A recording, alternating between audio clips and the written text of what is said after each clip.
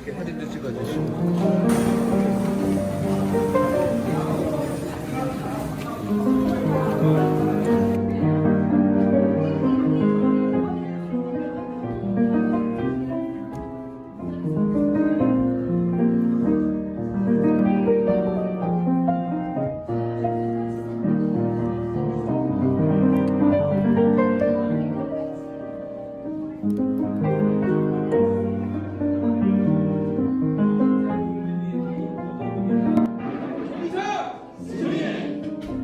난 누구 찍으라고 얘기 안 했어. 진짜 신기하자고 그랬지.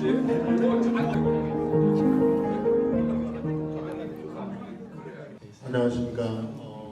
오늘 발렌타인스데이의 가정을 주로 이렇게 용감하게 참석해 주신 정보계의 대표 인사 여러분들을 환영합니다.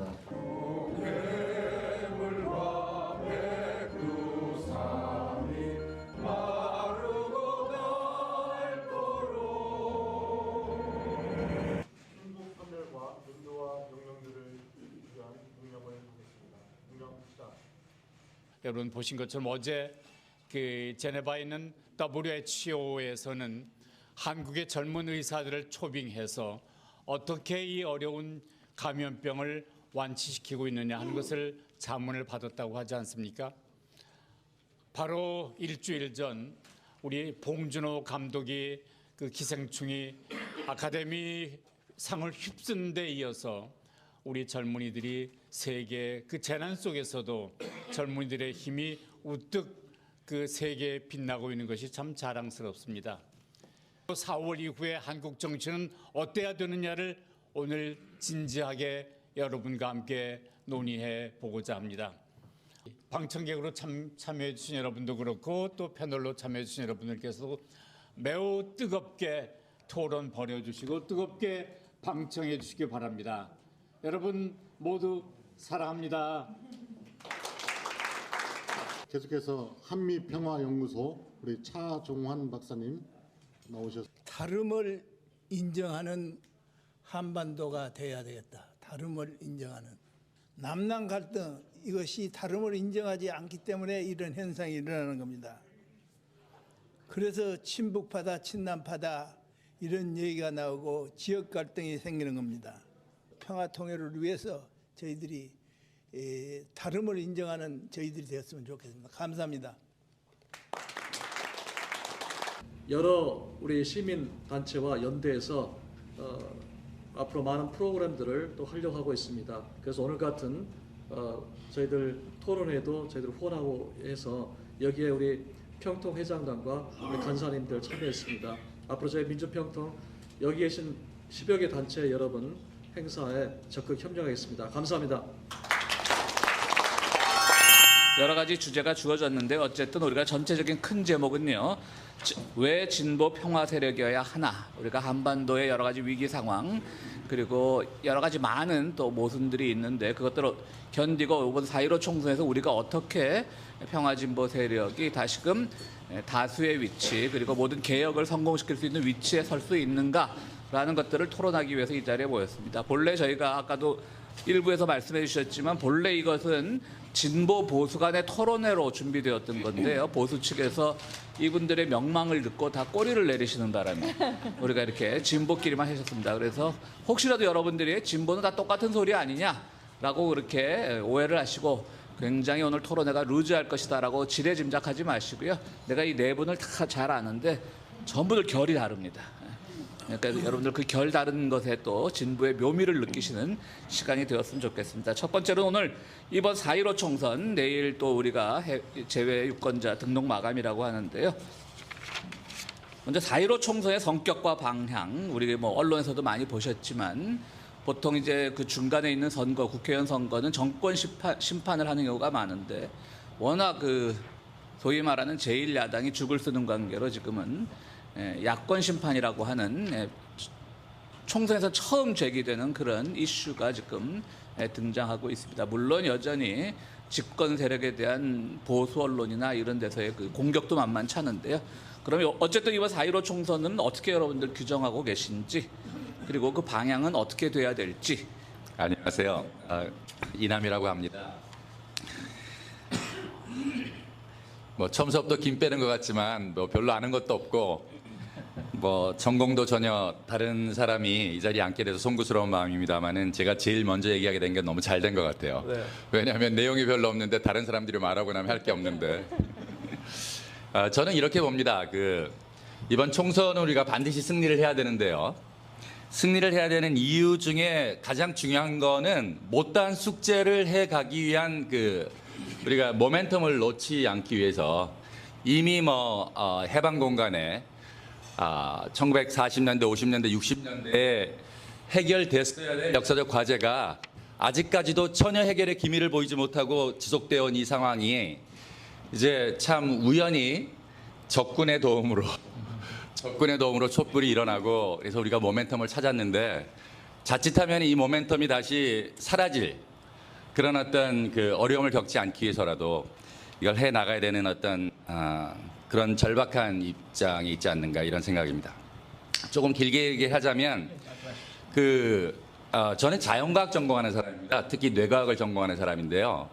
이 뇌과학 연구자들 중에서 재미있는 연구 분야가 있습니다. 뭐냐면 보수적인 사람들과 진보적인 사람들이 어떤 생물학적 특성을 보이나 이런 거예요. 근데 자연과학을 좀 인문학으로 약간 번역을 해서 얘기를 하자면 보수적인 사람들이 관심을 주로 갖는 건 어떤 거냐면 이미넌시, 지금 당장의 이익입니다. 당장의 이익. 이익이라는 관점에서 보면 반면에 진보적인 사람들은 당장보다는 좀 장기적인 이익에 더 관심을 갖는 면이 있어요. 그리고 만약 이거를 조금 이제 기준을 돌린다면 보수적인 사람들이 이익에 관심을 갖는 특성이 있다면 진보적인 사람들은 발음에 더 많은 관심을 갖는 특성이 있어요. 그러니까 만약에 이번이 총선이 보수와 진보의 대결을 이런 관점에서 본다면 지금 당장 우리가 잘 먹고 잘 살고 어떤 민족의 장래라는 장기적인 관점은 뒤로 미루자라는 그런 세력이 득세를 하는가, 또는 옳은 것보다는 일단 어떻게 해서든지 배불리고 보자 이런 세력이 득세를 하는가, 아니면 지금 당장보다도 멀리 봐서 우리 5,000년 역사 자랑스러운 대한민국 아닙니까? 우리 한반도 조국인데 이 어떤 장기적이고 역사적인 번영을 지속해 나갈 수 있는 그런 어떤 정신, 이것이 뿌리내릴 수 있는 그런 어떤 기회를 다질 수 있는가. 그리고 이익도 중요하고 잘 먹고 잘 사는 것도 중요하지만 바르다라는 이 가치를 우리 사람들, 백성들, 우리 사람들 사이에 뿌리내리는 계기를 마련할 수 있는가. 이런 면에 있어서 중요한 선거라고 저는 보고 있습니다. 예, 고맙습니다. 역시 우리 또 뇌과학적 입장에서 진보와 보수의 뇌질 구조를 그야말로 분석해 주셨는데요. 최 목사님 준비되셨어요? 예. 이해찬 민주당 대표께서 작년 총괄 의원 논찬에서 그런 발언을 하셨어요. 우리 더불어민주당이 앞으로 2번 이상은 집권을 해야 된다 하면서 이제 여러 가지 얘기를 또 이어가셨는데, 저는 그걸 이제 뉴스를 통해서도 듣고 또 이제 인터넷 자막을 통해서도 자세하게 그걸 이제 파악을 해봤어요. 근데 이제 그거를 보면서 뭘 느꼈는가 하면, 물론 우리가 총선이고 대선이고 극우 세력들, 우리 보수 세력이라고 하는 세력들한테 우리가 표를 주기에는 너무 무리가 있는 상황이고, 저 역시도 해외 교포지만 지금의 여당에 우호적이고 표를 주고 싶어요. 물론 시민권자라서 투표는 할 수 없지만, 그럼에도 불구하고 굉장히 화가 나고 속이 상하고 마음이 언짢은 거는 뭐냐면, 빈말이라도 의원 논찬이고 하니까 물론 집권을 하는 게, 집권당이니까 계속 집권을 해야 되는 게 당연하죠. 그러나 통일은 언제 하고 맨날 집권만 할 거냐 이거예요. 그러니까 당규라든지 당령, 여러 가지 이제 당의 그런 논조 같은 것도 그냥 형식적인 통일 말고 실질적으로 당 차원에서 통일을 지향하고 실질적으로 정치력이 규합이 돼서 통일을 지향할 수 있는 모든 내각을 통일을 위해서 내각의 강요가 조직이 되고 뭔가 이런 통일지향적인 집권당이 되면 좋으련만 계속해서 어떤 뭐 우리가 분단된 상태에서 집권만 하다 끝날 건 아니지 않습니까? 그런 의미에서 저는 어떤 뭐 실명을 거론하기는 좀 뭐하지만 민중당이라든지 뭐 한수복지당, 그 민중민주당이라든지 이런 당들을 보면 군소정당이고 또 민중민주당은 뭐 정당이라고 할 것도 없고 그냥 정치적인 보호를 받기 위해서 이제 정당의 형식을 취했지만 그런 당들을 보면 굉장히 남과 북의 민족 공조가 당원에 딱 들어가 있고 통일을 구체적으로 자주적인 통일을 하자라고 하는 그런 게 들어가 있어서 저는 뭐 여를 찍냐 야를 찍냐 이런 차원보다는 정말 남과 북의 민족 공조를 지향하고 통일을 실질적으로 하고자 하는 정당에 우리가 지지를 했으면 좋겠다라고 하는 생각을 해봅니다. 이상입니다. 예, 쉽게 들었습니다. 예, 우리가 아까 주어진 질문은 1번, 2번이 4.15 총선의 성격과 방향을 규정하는 것이고 2번이 진보 세력이 승리해야 할 이유인데 지금 패널들의 말씀이 다 두 가지가 좀 섞여 있는 것 같습니다. 사실 1번이 좀 토론거리는 아닌데 여기 혹시 그 정권 심판을 위해서 의견을 내실 분들 안 계시죠? 왜 이내원 대표님의 손이 혹시 정권 심판하려고 다 이게 이제 보수 야당 그동안에 그 한국 사회를 보수라는 이름이 부끄러울 정도로 극우적인 지형을 끌고 왔던 그들에 대한 심판이라는 점에서 모두가 동의하는 것 같습니다. 그러니까 그건 토론이 필요 없을 것 같고요. 자연스럽게 1, 2번이 함께 섞여서 지금 진행이 되고 있고요. 지금 최 목사님이 말씀하신 그거는 잠깐 접어두고 일단 저를 기준으로 오른편에 있는 두 분의 말씀을 한번 1, 2번을 종합한 말씀을 듣고 최 목사님이 던진 질문을 다시 구체적으로 얘기해 나가는 것으로 하겠습니다. 먼저 우리 린다리 선생님. 예. 여러분 이런 말씀 좀 들어보셨을 거예요. 대통령 하나만 바뀌었을 뿐인데 이런 말씀 들어보셨을 거예요.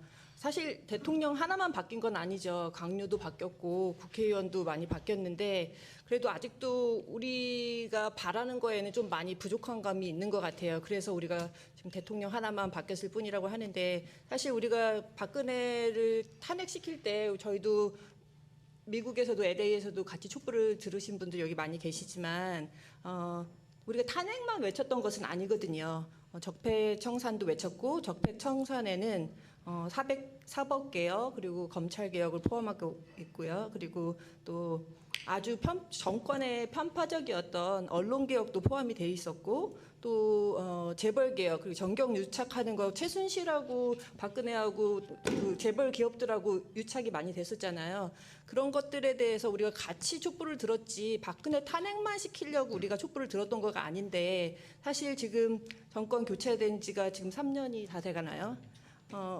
진보 측 분들의 그 마음에는 아마 많이 흡족하지 못한 것 같아요. 제 마음에도 좀 흡족하지 않은 부분이 있기는 있지만 그렇다고 뭐 이명박 박근혜 정부 때랑 똑같다 이렇게까지 심하게 말씀하시는 진보분들도 계신데 그 정도까지는 아닌 것 같고 앞으로 지금 나아가고 있는데 저희가 그렇게 외쳤던 것이 지난 2년 반, 3년 동안에 이렇게 다 한꺼번에 안 이루어지고 그 우리가 원하는 속도대로 안 되니까 좀 답답한 마음에 이제 그런 말씀을 하시는 것 같은데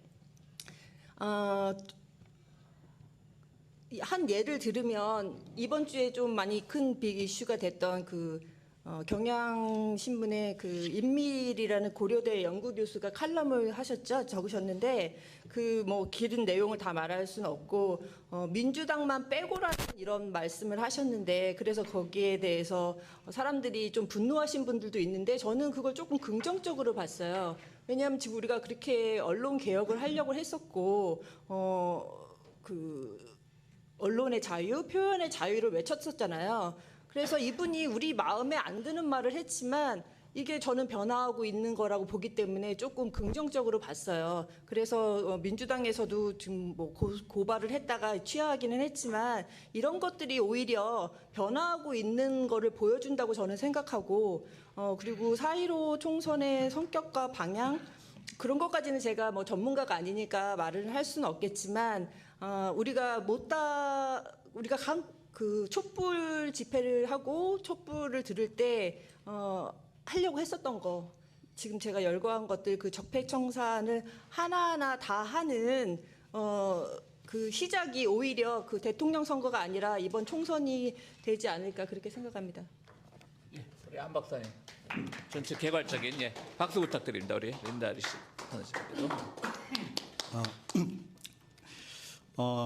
저는 일단 좀 원론적으로 시작을 하겠습니다. 민주주의에서 정치 참여, 특히 투표 행위는 그 자체로 소중하고도 중요한 가치입니다. 그렇기 때문에 우리가 이제 반드시 적극적으로 참여하고 투표 행위에 동참을 해야 되는 거고요. 그렇다고 그러니까 민주주의 사회에서 대의민주주의, 우리가 투표로 우리들의 국민들의 대표를 뽑는 대의민주주의가 그 자체로 소중할 뿐만이 아니라 중요한 가치를 지니고 있습니다. 그렇다고 해서 제가 다른 형태의 민주주의를 부정하는 건 아닙니다. 우리가 2016년, 17년에 다 같이 참여하고 또 보았던, 목도했던 그 직접 민주주의 형태로서의 촛불혁명, 그 다음에 뭐 더 나아가서는 여러 사회 변혁, 이런 것들도 굉장히 중요하지만 그것과 더불어 대의민주주의라는 것도 굉장히 중요합니다.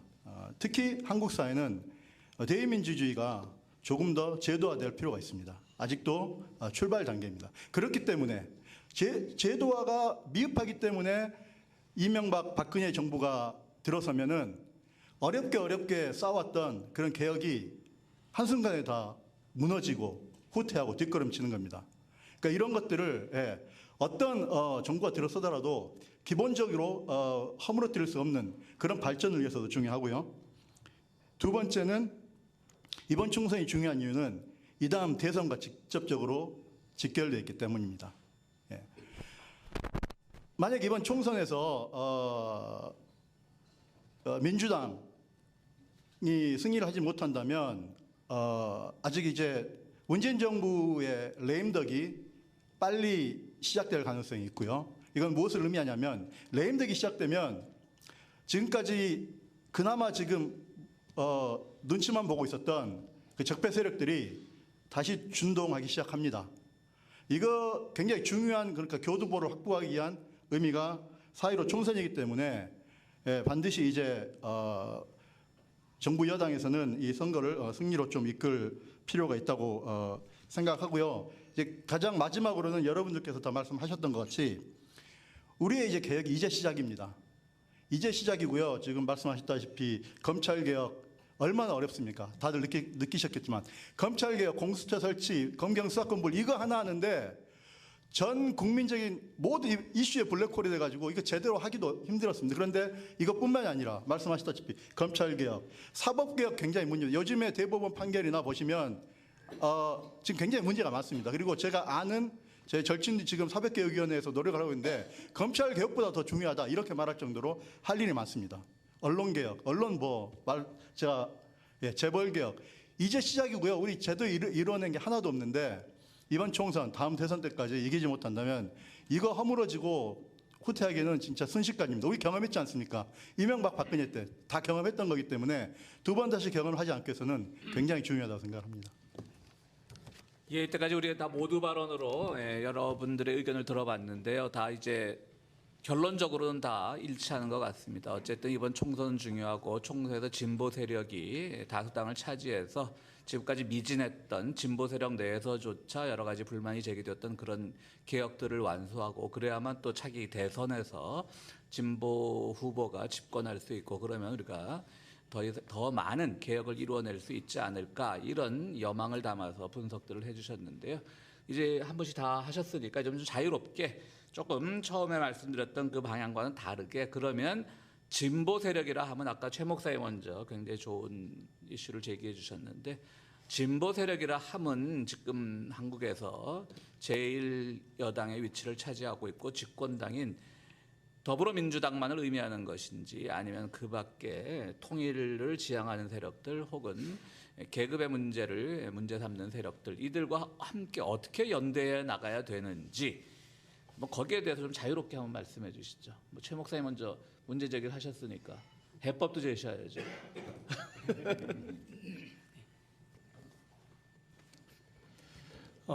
이낙연 전 총리께서 재임 시절인가요?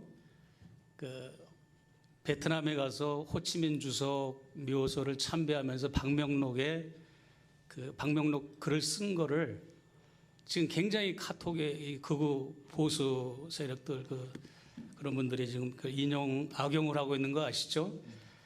그 주석이라는 말이 호치민 주석에 대해서 주석님을 뭐 존경하고 따릅니다, 뭐 존경합니다 이런 말을 썼는데 그걸 김일성 주석에게 그 평양을 방문해서 쓴 것처럼 지금 그렇게 이제 보수 세력들이 그렇게 하고 있고요. 또 이제 김경희가 이제 오랜만에 몇 년 만에 이제 다시 재등장한 걸 가지고 대학에서 가르치는 전문적인 교수마저도 또 탈북자들이 유튜브를 운영하고 있는데 그런 사람들은 말할 것도 없고 기존 김경희가 자살했다, 타살당했다, 숙청당했다, 처형당했다라고 말했던 것을 번복하기가 곤란하니까 김정일 전 국방위원장의 대역이 있는 것처럼 김경희의 대역도 있어서 저 사람은 김경희가 아니고 김경희의 대역이라고 그렇게 유튜브로 거의 다 그런 식으로 지금 말을 하고 있어요. 우리가 이제 예를 들어서 이제 제가 왜 말씀을 드린가 하면 현재 보수 세력들이라고 하는 분들은 거의 반공 프레임에 반공 프레임에 갇혀서 지금 이렇게 정치인들이나 아니면 그분들을 지지하는 분들이 좀 그런 쪽으로 지금 나가고 있는데 그런 가장 이제 현상에서 가장 우리에게 지금 실질적으로 나타나고 있는 현상이 정광훈 목사 현상 그런 것들이 이제 가장 지금 이제 우리한테 직접적으로 와닿는 실시간 뉴스로 지금 계속 새로운 뉴스들이 뜨고 있습니다. 이제 정광훈 목사라고 하는 분도 결국은 문재인 대통령이 빨갱이고 대한민국은 공산화가 되고 있고 그러니까 보수 세력은 결집을 해서 이번에 문재인을 끌어내고 표로 이겨서 여의도를 장악하자 이런 건데 이런 거에 거의 기독교 보수 세력들 또 진보는 아니더라도 거의 준 진보라고 하는 분들조차도 거기에 동화돼 가지고 따르고 추종하는 모습들을 그런 현상들을 보게 되는데 저는 사실은 그런 걸 보면서 여러 가지 많은 이제 생각을 하죠. 생각을 하는데 그 중에서도 과연 이 한국의 보수 세력들이 저렇게 정광훈 목사를 지지하고 따르고 저렇게 하는 많은 그 현상이 과연 옳은 것이냐. 제도권 정치인들도 거리를 두고 있기도 하지만 또 그를 악용하고 활용하면서 같이 이제 스텝을 맞추면서 뭔가 자기들의 표심으로 연결하려고 고심하는 모습들 이런 모습들을 보면서 아직도 한국의 보수 세력은 우리가 보수 세력이라고 말하기도 부끄러울 정도의 어떤 극우적인 현상에 머물러 있다라고 저는 말하고 싶고요. 저 개인적으로는 자유한국당 같은 그런 정당은 그냥 역적패당이 아닌가라는 생각을 해서 더 이상 얘기를 하고 싶을 그런 정도의 상황은 아닙니다. 이 정도로 하겠습니다. 예. 여기서 그럼 아멘으로 응답해야 되나요? 목사님 말씀하신. 아멘. 지금 사회자께서 물어보신 게 진보가 어떻게 연대를 할 수가 있는가 또는 연대를 해야 하는가 이런 소위 말하는 잠깐만 제가 보충 설명드리면 지금 어쨌든 더불어민주당 세력이 다른 뭐 정의당이나 혹은 민중당은 예전에 우리 통합진보당이 있을 때 갈려져 나왔던 그룹들 중에 일부 세력이죠. 그런 분들이 있고 여러분 잘 모르시겠지만 한국에 사회당도 있고 노동당도 있습니다, 여러분들. 그러니까 그런 진보 세력들을 어떻게 견인해 나가야 되는 건지 아니면 또 그들의 태도는 어떻게 해야 되는 건지 그런 말씀을 부탁드린 겁니다. 예.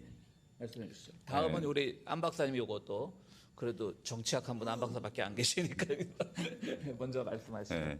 예. 우리 늘 듣는 얘기 있지 않습니까? 보수는 부패로 망하고 진보는 분열로 망한다.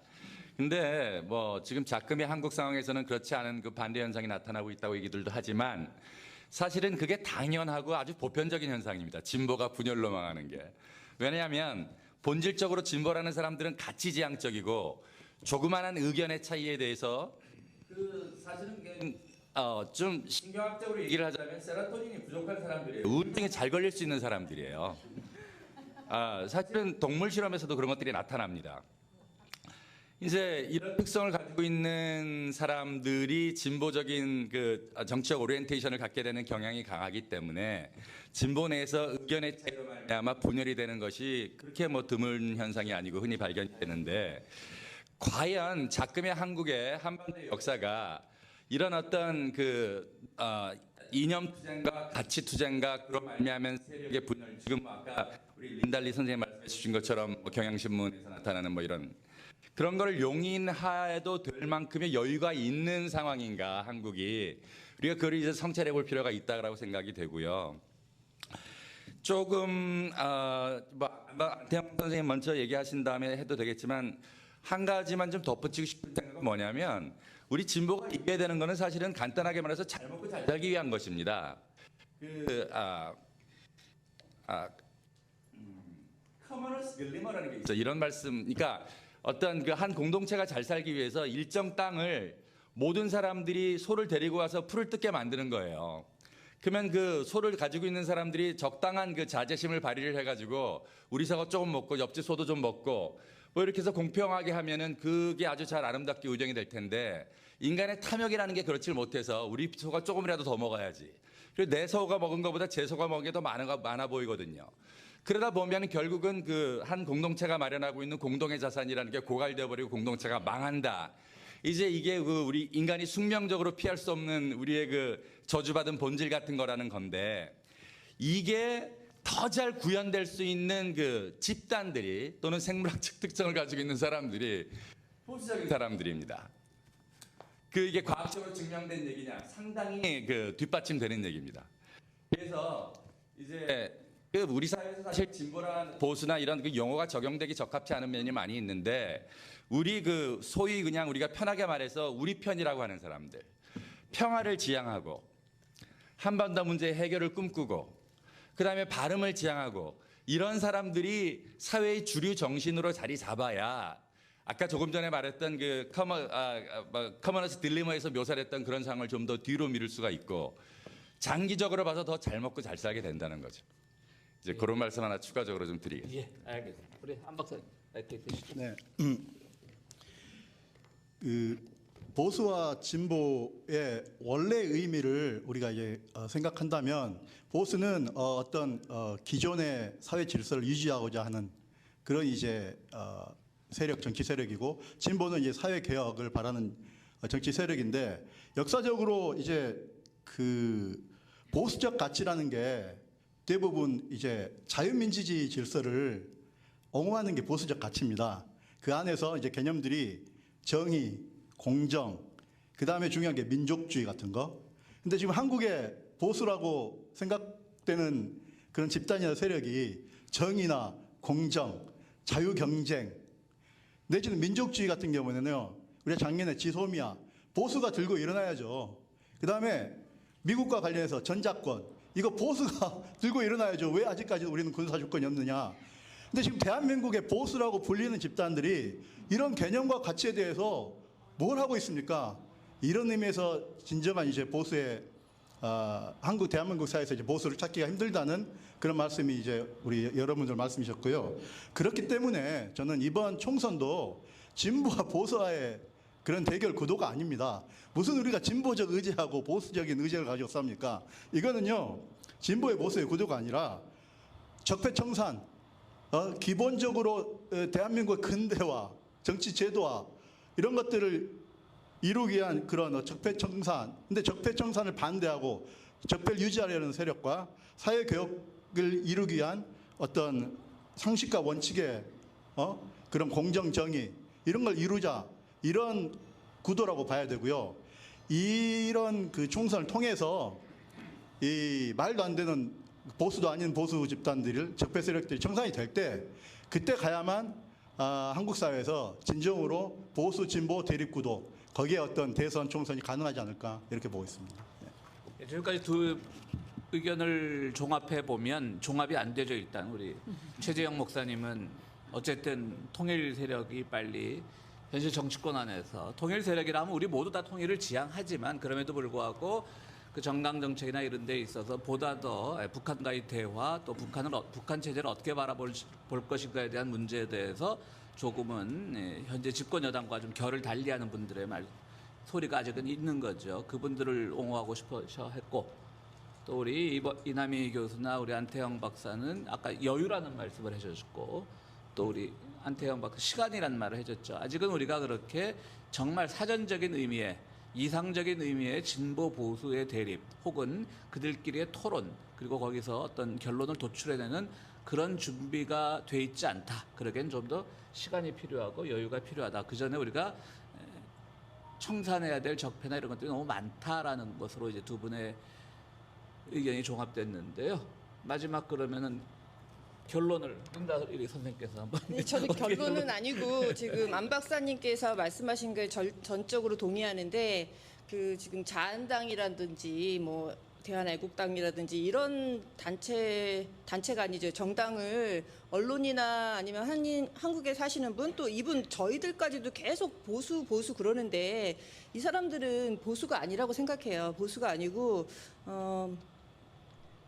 제가 제 자신을 표현할 때 사람들이 저보고 이번에도 패널로 나오라고 할 때 진보로서 나오라고 했는데 저는 진보가 아니라고 말을 하거든요. 왜 그렇게 말을 하느냐 보면 이 주변에 계신 분들이 저보다 훨씬 더 진보세요. 그러면 저는 약간 오른쪽으로 가겠죠. 그러면 저는 어떻게 보면 그분들에 비하면 저는 보수가 될 수 있는 거죠. 그래서 진짜 보수는 현재 지금 한국에서는 한 중도 보수, 합리적 보수가 오히려 민주당이 보수가 아닌가 저는 그렇게 생각하고 저도 그 정도 결정도 되는 사람이라고 저는 생각하기 때문에 진보 단체분들이나 아니면 통일 단체분들하고 제가 같이 일을 할 때 제가 계속 진보를 아니라고 하는 이유도 그런 이유고 지금 목사님이 그 질문하신 것처럼 민주당과 또 다른 정당들 말씀하셨잖아요. 노동당이라든지 뭐 녹색당이나 다른 정당들 말씀하셨는데 그분들이 진보 정당이죠. 민주당이 어떻게 보면 보수 정당이고 그래서 진보는 사전적 의미를 따지면 앞으로 나아가는 거잖아요. 진보하는 거잖아요. 그 보수는 가치를 보호하고 지켜나가는 것이니까 이 진보와 보수가 잘 어울려져서 살아간다면 그게 합리적인 사회라고 생각을 하고 이 자한당이나 대한애국당 이런 건 정당도 아니고 보수도 아니니까 이런 사람들이 이번에 총선 때 진짜 몰아내야지 된다고 저는 생각합니다. 예, 고맙습니다. 어쨌든 뭐 그러면 자연스럽게 다들 이제 이 지금 다 들으셨다시피 결이 많이 다르죠. 진보라고 다 똑같은 말씀하시는 거 아니죠? 결이 많이 다릅니다. 좀 잘 그 다른 결들을 끄집어내서 잘 캐치하시기 바라고요. 그럼 다음은 세 번째로 한번 그러면 아까 보수 세력이 나왔는데 한국의 보수가 과연 있는가 존재하는가 좀 린다리 선생님께서 조금 앞서 말씀하셨는데 그렇다면 한국의 그 소위 말하는 자한당으로 대변되는 세력들을 우리가 어떻게 정해야 될 것이고 그리고 그들이 정말 거리의 정치는 물론 우리도 거리의 정치를 통해서 박근혜 탄핵을 만들어냈지만 그들이 하는 거리의 정치는 아까 최 목사님도 약간 말씀하셨지만 극우 개신교도들하고 이렇게 속된 말로 짬짬이가 된 아주 독특한 형태의 거리의 정치인데요. 그런 사람들을 우리가 과연 보수라고 부를 수 있는가? 그건 극우 세력이라고 부를 수밖에 없는 것이죠. 어쨌든 한국 보수는 문제가 많습니다. 그러면 우리가 이번엔 다시 처음으로 돌아가서 우리 최재형 목사님부터 그럼 한국 보수 세력을 어떻게 규정할 것이고 어디에 문제가 있고 그들을 어떻게 퇴출시킬 것인가? 아주 많은 문제 한꺼번에. 이게 사회자의 좋은 점이 그겁니다. 나는 모르는 거를 남들한테 부탁할 수 있습니다. 제가 알기로는 유럽의 보수와 진보는 우리가 생각하고 있는 보수와 진보가 아닌 것 같아요. 이제 유럽의 보수라고 하면 그 이념적인 기초가 일단은 민족과 국가의 이익을 우선시하고 외국에 대해서는 배타적인 게 바로 유럽의 보수입니다. 그럼에도 불구하고 이제 한국의 보수라고 하는, 우리가 알고 있는 보수라고 하는 그 세력들은 아까도 얘기를 드렸지만 반공주의에 굉장히 기초를 하고 굉장히 반공을 최우선 가치로 삼고 친미 친일 성향이 강하다 하는 그런 특색이 있고, 어떤 군사적으로 한미동맹, 한미일 동맹을 굉장히 앞세우고 또 세계화를 지향하는 이런 그 보수 극우의 모습들을 보이고 있습니다. 그래서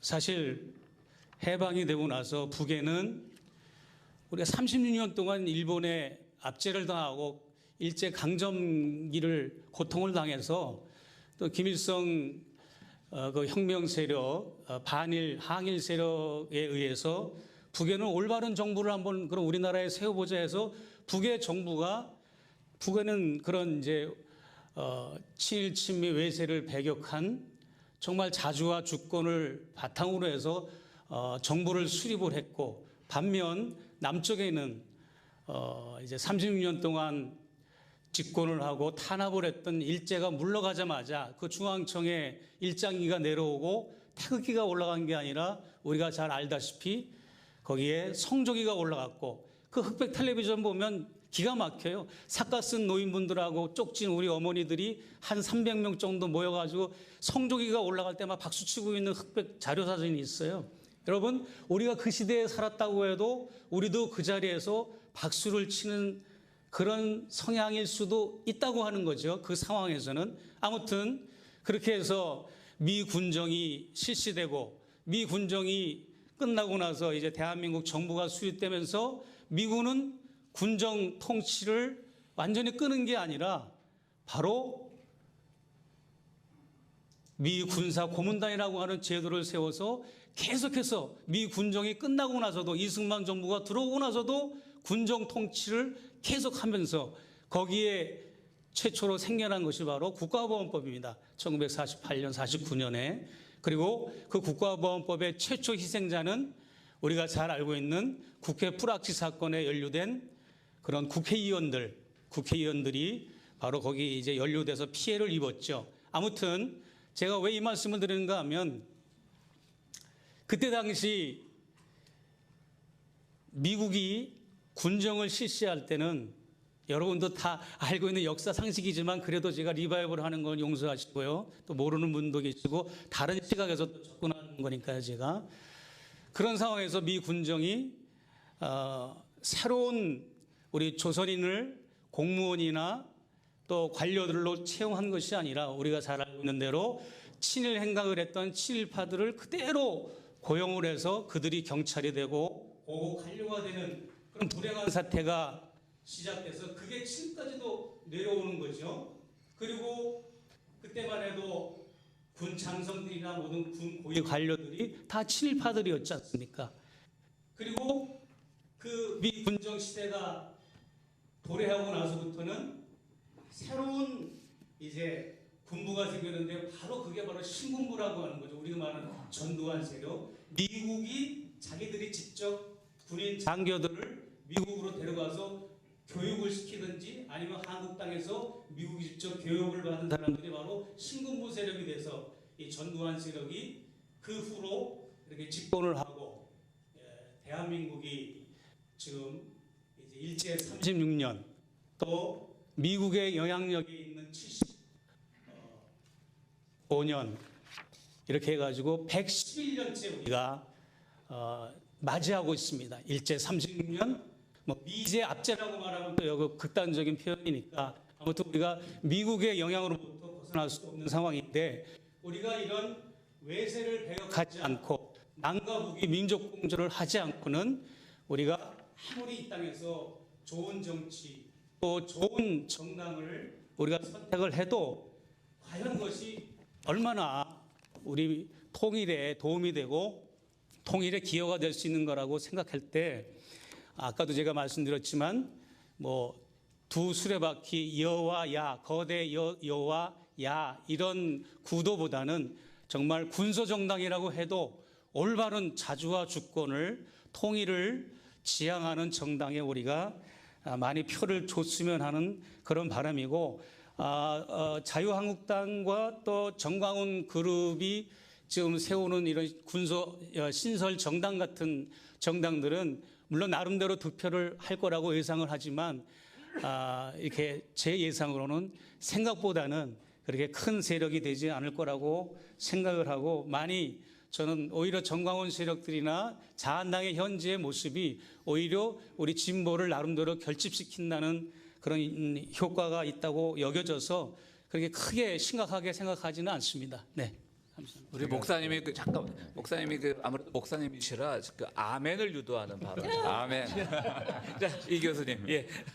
저기 뭐 오르신 말씀인데 한마디만 좀 더 하고 싶은 게요. 한국 보수 세력 진짜 반공입니까? 그것도 좋은 질문이네요. 한국 보수 세력이 반공이냐 이거죠. 그러니까 제가 던지는 질문은 한국 보수 세력이라고 불리는 사람들이 진짜 이념과 가치에 충실한 사람들이냐? 그 사람들이 과연 공산주의라는 것이 너무나 악마적인 이론이기 때문에 이거를 위해서 이걸 물리치기 위해서 내가 어떤 희생이라도 감수하겠다라는 그런 가치지향적인 사람들이냐? 그렇게 안 보이거든요. 그 증거는 많이 있습니다. 예를 들어서 6.25 당시에 조선일보에서 김일성 주석 만세 쓰잖아요. 박정희는 여순 반란 사건 때 그 남로당 당원이었었죠. 제가 보는 보수는 한국의 그 보수라고 불리는 그 집단은 쉽게 말해서 돈만 된다면, 이익만 된다면 어떤 가치든 어떤 이념이든 채택할 수 있는 사람들이라고 보여지고, 제가 그렇게 드리는 말씀의 근거는 뭐냐면 이들의 출신이 반민족 우리 일제강점기 때 반민족 민족 반역자들이었다라는 건 너무나 우리가 알고 있는 주지의 사실입니다. 해방되고 난 다음에 너무나 운 좋게 이제 미국의 비호 속에서 분단을 이용하고, 이 분단이라는 비극적 상황에 기생해서 번창해온 사람들이잖아요. 그래서 성장을 합니다. 그럼 이 사람들의 이 목표는 뭐냐? 거의 죽을 뻔하다가 살아났는데, 살아나서 헤게모니까지 잡게 됐는데, 이 잡은 헤게모니를 놓치지 않고 자신들의 이익을 계속 극대화시켜가면서 생존이 문제인 거예요. 생존이. 이제 이런 상황에서 아까 그 사회자께서 던진 질문 중에 하나가 어떻게 하면 그러면 이 세력을 극복해 나갈 수 있느냐? 여러 가지 그 방법들과 방안들이 있겠지만 저는 이런 면을 한번 생각을 해봤습니다. 그 남한 사회는 우리가 소위 말하는 레드 컴플렉스라는 게 있잖아요. 그 빨갱이 얘기만 나오면은 모두가 움츠러들 수밖에 없는, 그 어느 누구도 솔직하게 얘기할 수 없는, 요만큼만 얘기해도 너는 그 북한을 미워하는 거냐, 너는 빨갱이냐, 공산주의냐, 종북이냐 이런 말들이 쏟아지지 않습니까? 그리고 그런 말들은 한 사람에게 어떤 그 스칼렛 레터가 돼가지고 영원히 그 사람을 멸망시키는 그런 작용들을 해왔어요. 고 김대중 대통령께서 평생 그걸로 고통받아 오셨죠. 그렇지만 이제는 좀 더 대담하고 솔직한 담론이 필요할 때가 되지 않았나. 저는 그런 생각을 합니다. 제가 얼마 전에 저희 그 학교에 있는 제 그 친구 교수랑 한번 얘기를 하다가, 야, 네가 생각을 해봐라. 해방이 됐는데 45년에 해방이 됐는데 가만히 보니까 막 남한에서 양민학살이 일어나. 너 빨갱이라는 이름으로 막 대량학살이 제주도에서, 대구에서, 거창에서, 여수에서 일어나. 그리고 독립운동을 하다가 조국에 귀국을 했는데 독립운동가 잡으러 다니던 형사놈이, 노독설이라는 놈이 따귀를 쳐올려. 이런 상황에서 네가 김일성이라면 어떻게 하고 싶었겠냐? 라는 질문을 던졌어요. 그랬더니 그 사람이 당장 하는 말이, 너 지금 북한 미워하는 거야? 이렇게 나오는 거예요. 그렇지만 제가 다시 한번 던지는 화두는 뭐냐면, 저 스스로도 다른 모든 사람들처럼 셀프 검열을 해왔습니다. 제가 하는 발언들에 대해서. 그런데 이제는 좀 더 담대해져야 될 때가 되지 않을까. 그 소위 진보 지식이라고 말하는 사람들이 생각하는 거를 보다 더 솔직하고 약간은 덜 검열된 상태로 그 담론들을 생산해내야 될 때가 되지 않았을까, 이런 말을 던지고 싶습니다. 네. 그 지금 아멘 저 혼자 하신 분이 늘 비슷한 말씀 해오셨거든요. 지금의 한국의 보수 세력은 누가 와도 만세 부를 거라고. 지금 말씀하신 것처럼 어떤 특정 이념 지향적이어서 반공을 하는 게 아니라 어떻게 보면 권력 지향, 아니 권력 예속적이라 그래야 되겠죠. 그들에게 주어진 자유를 잘 구가할 줄 모르고 누군가에 의해서 끊임없이 예속되고 그 편에 섰을 때 내 안전이 보장될 수 있다고 믿는 사람들이거든요. 그렇기 때문에 지금 아주 좋은 지적해 주셨는데요. 근데 이제 그 한 가지 또 문제점은 그럼에도 불구하고 진보 세력 내에서조차 사실은 북한을 보는 그 잣대들이 아주 다양합니다. 사실은 우리 최 목사님에서부터 또 여기 있는 여러분들이 다 다양할 거라고요. 또 용기 있게 빨간 옷을 입고 나온 우리 린다리 씨까지 스스로 빨갱이라고 커밍아웃하는 것처럼 빨간 옷을 입고 나오셨는데 하여튼 우리가 아주 다양한데요. 그러면 자꾸 우리 최 목사님이 큐시트를 미리 컨닝을 하시는 자꾸 앞서가시는데 그럼 다음 주제로 넘어가서 그러면 우리가 북한 체제를 어떻게 볼 것인가 그리고 그것은 한국의 진보 세력의 대북관 혹은 통일 이런 것들과 어떻게 연동될 수 있는가를 한번 우리가 허심탄회하게 정말 레드 컴플렉스를 벗어야 된다는 원론적인 데는 동의하지만 북한 체제를 이해하는 데 있어서는 또 같은 진보 세력 내에서조차 아주 다양하거든요. 그래서 먼저 그런 문제를 한번 북한 체제를 우리가 어떻게 이해해야 되는지, 어떻게 이해하는 것이 우리 통일에 도움이 되고 또 진보 세력이 그런 대북관을 어떤 대북관을 가져야만 국민들을 설득해 나가고 또 집권 세력이 될 수 있는지 그것으로 자연스럽게 다음 주제로 넘어가도록 하겠습니다. 그러면 먼저 안태영 박사께서 한번 그 문제를 한번 언급해 주시죠. 예. 네. 이번 총선과 우리가 다음에 맞이할 대선이 또 왜 중요하냐? 우리가 국내적으로 여러 가지 이제 사회 개혁을 완수해야 되는 그러한 중요성도 있지만 한반도 전체를 본다면 지금 문재인 정부에서 진행하고 있는 한반도 평화 프로세스를 반드시 성공시켜야 하기 때문입니다. 우리가 다시 제가 이명박근혜 정부를 계속 이야기해서 좀 그렇긴 하지만 우리 역사에서 이제 배울 수 있다면 우리가 김대중 대통령 때와 그다음에 노무현 대통령 때는 두 차례에 걸쳐서 남북 정상회담도 있었고 여러 차례 남북 관계 개선을 위한 노력 대표적인 게 뭐 그 개성공단, 금강산 관광 등등이 있었는데 이게 이제 이명박 박근혜 정부에 들어오면서 일단 이명박 박근혜 정부는 표 자체가 황당했죠. 이명박 정부는 기억들 하시겠지만 비핵 개방 3천이었습니다. 그게 무슨 말이냐? 북한한테 선제적인 요구를 하는 거죠. 북한이 비핵화를 하고 그것도 부족해서 체제 개방까지 하면 그때 우리가 너희를 도와서 뭐 국민소득 3,000불 달러를 이루는 데 도와주겠다. 이거는 선무장 해제 후 보상식의 북한이 받아들일 수 없는 그런 정책을 가지고 나왔었고 그러니까 이러한 인식선상에서 결국은 금강산 관광 막고 오이사 조치가 나왔었고 박근혜 정부도 마찬가지입니다. 물론 박근혜 정부가 처음에는 한반도 이제 신뢰 프로세스를 들고 나왔지만 그게 이제 그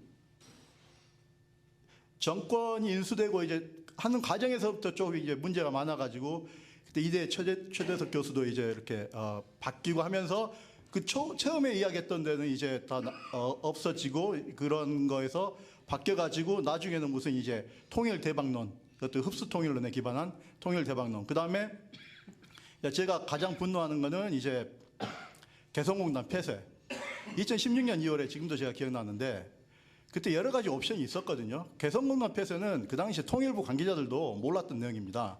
개성공단을 그 당시에 핵실험에 대해서 대응 정책을 내놓고자 했다면 잠정 중단도 있었고요. 여러 가지 가능성이 있었는데 밑도 끝도 없이 폐쇄되는 바람에 아직도 그 여파로 개성공단 체계가 이렇게 어렵습니다. 그러니까 이 한반도 평화 프로세스가 지금 한반도에 있어서 가장 중요합니다. 이 땅에 다시는 전쟁이 일어나서는 안 되고요. 우리 지금 북한의 핵 문제와 한반도 비핵화도 평화적 방법으로 해결을 해야 되는데 만약에 이명박 정부, 박근혜 정부와 같은 지금 뭐 자한당 지금 무슨 통합 외우기 미신당이라고 그러면 좀 외우기가 쉽다고 그러더라고요. 미래 무슨 신당 그래가지고 미신당 그쪽 사람들은 싫어합니다. 미신당이라고 그러면 근데 미래 신당 이런 사람들이 자칫 정권을 맡긴다면 이제까지 어렵사리 쌓아왔던 한반도 평화 프로세스는 물거품이 되고 그것보다 더 나아가서 다시 한반도에 굉장히 군사적 위기 그다음에 전쟁위기가 재현될 가능성이 많습니다. 그렇기 때문에 반드시 이것을 위해서라도요 이번 총선과 대선이 중요하고요. 뭐 일단 여기까지만 하겠습니다. 예. 지금까지 안 박사님 말씀은 일단 북한 체제를 어떻게 볼 것인가는 일단 차치하고 일단 문재인 정부의 한반도 프로세스가 성공하도록 우리가 힘을 모아야 된다. 그런 말씀이시죠? 제가 한마디만. 예, 하십시오. 예, 제가 지난 20여 년간 너무나 존경해온 그 우리 차종환 박사님 오늘 말씀하실 때 다름을 인정하고 통일은 나중, 일단 평화 이런 말씀하셨지 않습니까? 평화하다 보면 통일은 나중에 올 수도 있고 예, 너무나 그 좋은 말씀 감사하고요. 제가 드리려고 했던 말씀은 이겁니다. 그 우리가 너무나 존경하는 박근혜 대통령께서 간절히 원하면 우주가 도와준다고 그런 말씀하셨죠? 원래 파울로 코엘호의 말입니다. 아 그래요? 그래서 간절히 원하면 우주가 도와준다니까 우리가 정말 간절히 원해야 될 것 같아요. 저는 뭐 종교적 비종교적인 사람이다만 종교적으로 표현하면 기도, 또 우리 박근혜 대통령식으로 표현하면 우주에 간절히 원하는 거. 정말 간절히 이번 그 선거에서 승리하는 것을 원하고 기원하고 노력하고 그런 과정에서 아까 그 논의됐던 문제 중에 하나로 돌아가면 작은 차이를 극복한 공격의 당분간의 자제 이게 얼마나 중요할까라는 걸 생각을 해보거든요. 예를 들어서 이번에 경향신문에 나왔던 민주당만 빼고 다 찍어라 그러면 자한당 찍어도 된다는 얘기입니까? 아니죠. 예. 저를 보고 말씀하세요. 아니 가장 짙게 생긴 분인가요? 그리고 그 한때 그 정말 한국 농객의 대표 중에 하나였던 진중권 씨도 자한당만 아니 민주당만 빼고 다 찍어라. 그럼 자한당 찍어도 된다는 얘기인가요? 이제 이런 면에서 우리가 좀 성찰을 해봐야 되지 않을까. 아까 다름과 틀림을 우리가 구분해야 된다라고 우리 차종환 박사님께서 누누이 강조를 하셨는데 그 약간의 차이 때문에 우리가 큰 누를 저지른다면 그게 결국 역사의 죄로 남을 수도 있지 않겠나라는 절박한 마음입니다. 우리 최 목사님께 마이크 넘기기 전에 먼저 린다리 선생님 혹시라도 저도 아까 차종환 박사님께서 그 환영사 해주실 때 다름을 인정 그 말이 너무 좋아서 여기 막 밑줄 짝짝 끄고 해놨거든요. 근데 서로를 진짜 다른 걸 인정을 해줘야지 그 다음번 스텝으로 가고 대화가 가능할 것 같아요. 만약 역지사지라고 하냐, 입장 바꿔 생각하는 거를 입장 바꿔 생각해서 북에서 우리 보고 뭐 체제를 바꾸라고 하면 우리 안 바꿀 거잖아요. 그러면 당연히 그쪽도 70여 년간 그 체제를 유지해 왔고 그 살고 있는데 우리가 바꾸라고 한다고 바꾸지 않을 거잖아요. 그러면 일단은 그게 언젠가는 조금씩 한 발자국씩 앞으로 가다 보면 언젠가는 완전한 통일도 되고 하겠지만 지금은 서로를 다름을 인정해 주면서 대화를 할 때 통일도 가능하지 않을까 그렇게 생각합니다. 예, 고맙습니다. 최 목사님 외로우시죠? 나도 훌륭한 관점들이시고요. 예, 저도 차 박사님 말씀 딱 각인이 됐어요. 다름을 인정하라. 근데 사실 어떻게 보면 지금 뭐 우리 한국의 이런 상황을 우리가 얘기를 나눴지만 진보다 보수다의 문제라기보다도 우리 이영희 선생님의 그 뉴스타파 맨 마지막 장면에 항상 이영희 선생의 어록이 딱 나오더라고요. 진실의 문제다라고 팩트 체크, 거짓과 진실의 문제까지 올 정도로 너무나 이제 가짜 뉴스, 거짓된 정보, 허위와 날조된 북한 이야기나 뉴스들이 너무나 그게 사실처럼 대한민국 국민들에게 각인되고 보급이 되고 이래서 굉장히 그게 심각한 상황입니다. 심각한 상황이고 어찌됐든 다름을 인정하는 것도 중요하지만 내재적인 관점에서 서로 상대를 이해하고 또 다른 거를 수용해야죠. 또 이해해야 되고 그러나 그보다 더 앞서 중요한 건 뭐냐면 서로가 상대를 배려하고 존중해주고 뭐 이런 어떤 습관적인 그런 좋은 말 말고 과연 이게 꼭 다름을 인정하는 것이 또 좋은 것이냐라고 생각할 때 남북과의 관계에 있어서는 꼭 그런 것만도 아닌 거라고 저는 생각은 들어요. 특히 우리가 상대를 흡수 통일했을 때, 뭐 적화 통일이 됐든, 적화 통일이라는 말 뭐 잘 북에서도 인정 안 하고 그러지만, 적화 통일이 됐든 흡수 통일이 됐든 상대를 완전히 무력으로 점령을 한 통일이 됐다 해도 완전한 사회주의는 힘들어요. 또 완전한 자본주의도 힘든 거잖아요. 서로 공존하면서 가는 체제가 앞으로 될 것인데, 그야말로 그런 경우에는 우리가 어떻게 이제 통일 이후의 세대를 우리가 어떻게 갖고 나가야 되는가를 그림을 그리면서 비전을 꿀 때, 그럴 가능성이 있는 그런 정치 새뿌리들, 풀뿌리 그 정치인들, 군소동장이지만 그런 정치인들에게 우리가 많이 관심을 가져주는 게 중요하다고 생각을 하고, 북한과 관련된 이야기를 좀 해볼게요. 빨리 그제 시간 얼마 남지 않았기 때문에. 제가 너무 다른 말을 많이 했네요. 북한 얘기를 메인으로 해야 되는데, 우리가 이제 연말에 성탄절쯤 돼가지고 이제 북이 미국한테 그렇게 요구를 했죠.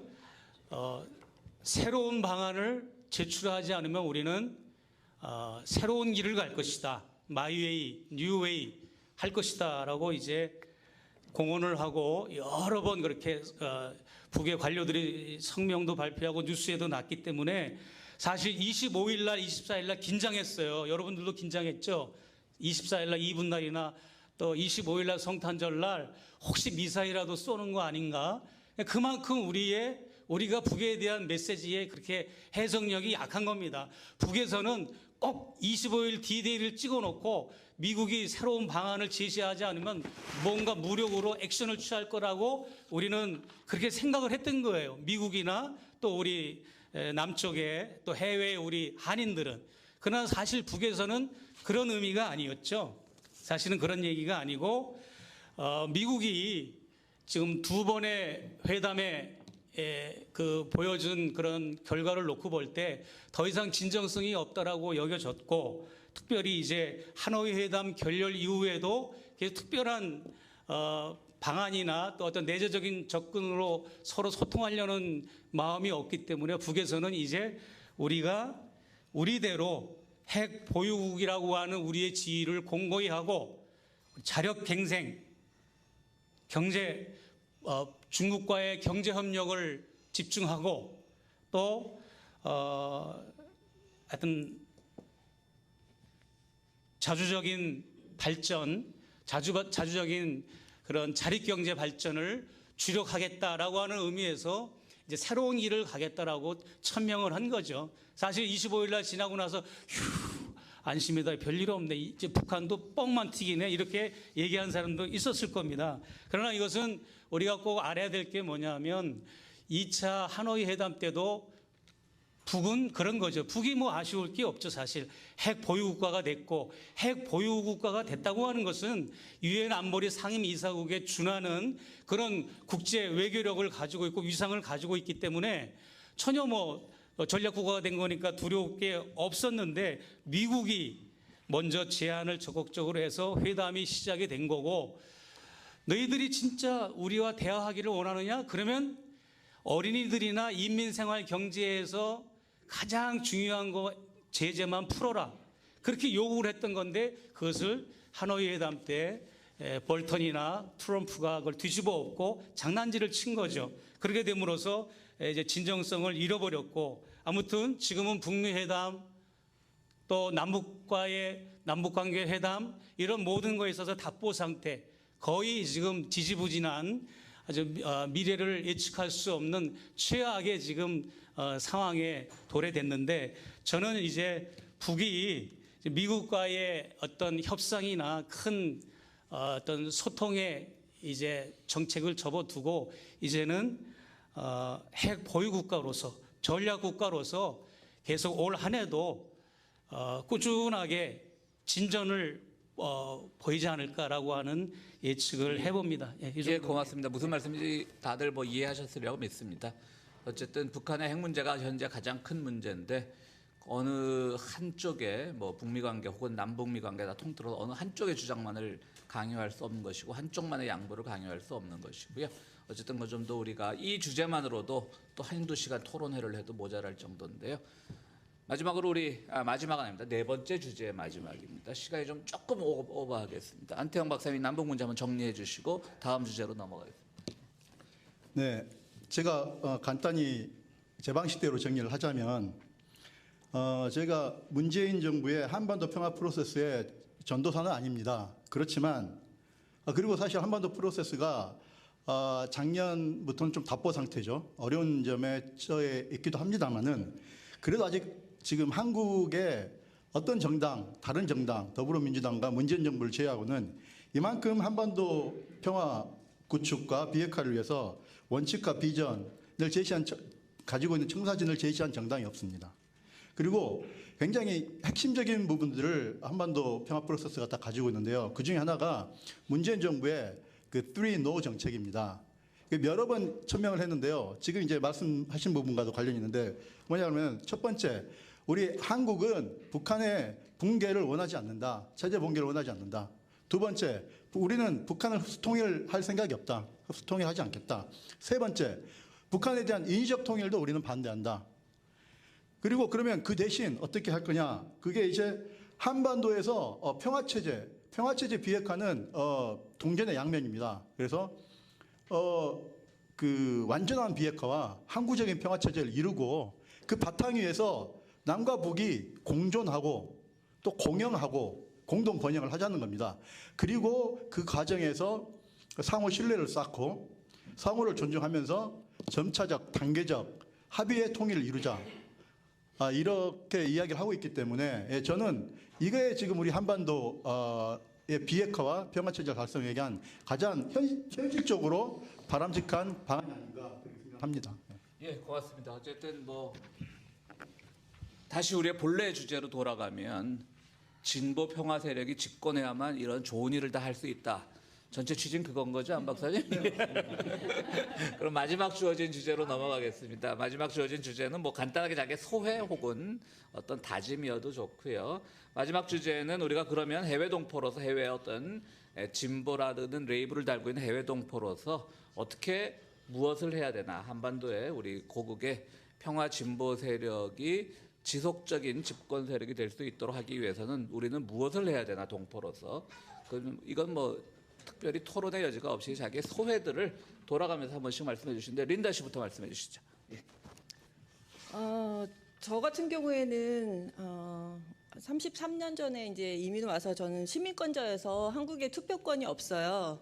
그리고 살은 기간으로 봐도 미국에서 더 많이 살았는데 이 눈과 귀와 마음은 항상 대한민국을 향하고 있는데, 저희 해외 동포들이 한국 정치에 관심을 갖는 것도 너무너무 좋은데 미국 정치에도 좀 관심을 가져야지 이런 남북 문제라든지 북미 문제라든지 이런 것들도 많이 해결될 것도 같고, 또 아까 최 목사님도 말씀하셨지만 지금 한국에서 많은 부분 또 미국이 영향력을 행사하고 있는 것들이 많잖아요. 전시 작전권도 갖고 있고 미군도 지금 70년인가요? 주둔하고 있고, 또 얼마 전에 그 방위비 분담 얘기도 있고, 이런 것들이 이제 바뀌려면 우리가 해외 동포로서 한국 정치도 물론 관심을 가져야겠지만 미국 정치에도 관심을 갖고 또 열심히 또 투표도 하지만 어떤 정치인이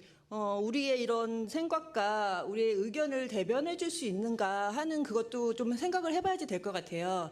얼마 전에 아시는 분은 아시겠지만 미셸 박 스틸 아시죠? 한국 유명한 정치인, 한국의 정치인이죠. 미국인이죠. 어디다 기고했나? 워싱턴 포스트에 기고했나? 이그제미너에다 기고를 했나요? 대한민국 지금 문재인 정부를 아주 비판하는 기사를 이제 기사가 아니고 기고를 했는데 제목은 한반도 비핵화에 문재인 정권이 지금 걸림돌이 되고 방해가 된다는 그런 취지의 글을 아주 비판하는 글을 올렸는데, 그거에 대해서 사실 옆에 계신 안태영 박사님께서 먼저 그 내용을 다 파악을 하시고 이제 많이 알리셨고, 여기 계신 곽태한 박사님께서도 그거에 대해서 비판하는 기사도 쓰고 하신 걸로 알고 있는데 우리가 한국에서 같이 태어났다 그리고 생긴 게 한국 사람이다 이런 이유만으로 그런 정치인들을 미국에서 뽑아준다고 하면 우리의 이렇게 입장과 우리의 그 의견을 반영할 수 없을 것 같아요. 그런데 오늘 이제 중앙일보 기사를 어제가 나왔나 오늘 보니까 그 글렌데일 시의원 이제 선거가 있는데 3월 3일에 예비 선거가 있는데 그 폴라 디바인이라는 시의원이 있어요. 예전에 글렌데일 시장도 하셨고 지금 현직의 시의원인데 재선 도전하시는데 이런 분 같은 경우에는 그 극우 세력이나 일본 정부의 그 방해 그 소녀상을 철거하려는 방해 공작에도 불구하고 굉장히 열심히 그 지키신 분이란 말이죠. 이분은 외국인이지만 우리한테 이렇게 일호 분이시고 미셸 박스틸 같은 경우에는 지금 한반도 프로세스에 오히려 위배되는 이런 쪽으로 가고 있잖아요. 그러면은 과연 우리가 해외 동포고 미국에서 그 투표권을 갖고 있는 시민으로서 어떤 사람을 과연 우리가 뽑아야 될지 이런 거에 대해서도 앞으로는 좀 고민을 해봐야지 될 거라고 저는 생각합니다.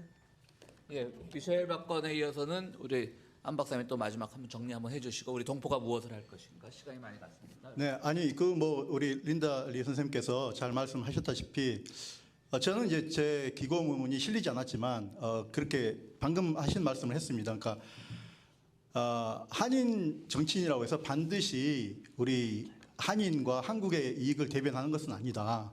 오히려 비한인이라도 오히려 한국과 한인의 이익을 대변할 수 있으면 그 사람을 뽑는 게 그게 한인 정치적 신장이다. 그 말씀이었고요.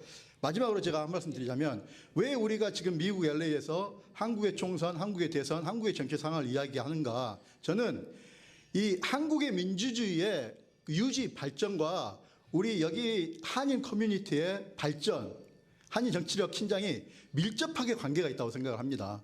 한국에서 민주주의가 계속 유지 발전되고 사회적인 개혁이 이루어지고 한반도 평화 프로세스가 성공이 될 때만이 우리도 거기에 그 힘을 기반으로 미국의 한인 정치적 신장이라든지 우리 한인 커뮤니티의 위상이 높아지는 겁니다. 예를 들어서 보세요. 얼마 전에 봉준호의 기생충이 아카데미에서 사계 부분 상을 벌써 수상하니까 우리 지금 미국에 살고 있는 우리 한인들의 위상, 문화적 위상이 높아지지 않습니까? 직결되어 있는 문제입니다. 우리 2세들의 정체성이나 그런 자긍심과도 관계가 되는 거고요. 또 우리가 또 잘해야 됩니다. 지금 우리 린다 선생님께서 말씀드렸다시피 우리가 미국에 살고 있는 한인 동포로서 또 우리가 미국 정치에도 직접적으로 개입을 해야, 왜냐하면 한반도 프로세스에서 또 중요한 당사국이 미국이기 때문에 우리가 할 일이 굉장히 많습니다. 우리가 어떻게 보면 주변이지만 어떻게 보면은 미국과 한국에서 가장 중요한 역할을 할 수 있는 그런 위치에 있기 때문에 좀 그런 일들을 좀 잘 해나갔으면 좋겠습니다. 예, 충분히 두 분의 취지가 잘 전달됐으리라고 믿고요. 최 목사님 마지막으로 예. 실명을 뭐 거론해도 괜찮겠죠.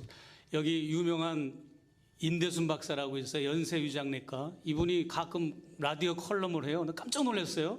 한 달이 안 됐는데 라디오를 딱 틀고 우리 딸내미를 라이드 하러 이제 가고 있는데 나오는데 그 자기는 뭐 비타민 D 박사고 위장내과 의사니까 그것만 하면 되는데 완전히 100% 북한 왜곡되는 얘기를 하더라고요. 깜짝 놀랐습니다. 뭐라 그러냐면 판문점 통해서 넘어온 그 귀순 용사 뱃속에서 기생충이 수백 마리가 덜덜 끓였는데 못 사는 나라고 저건 나라도 아니라고 그러면서 그냥 뭐 의학적인 얘기가 아니라 그런 얘기를 하는 거 듣고 내가 깜짝 놀랐는데요.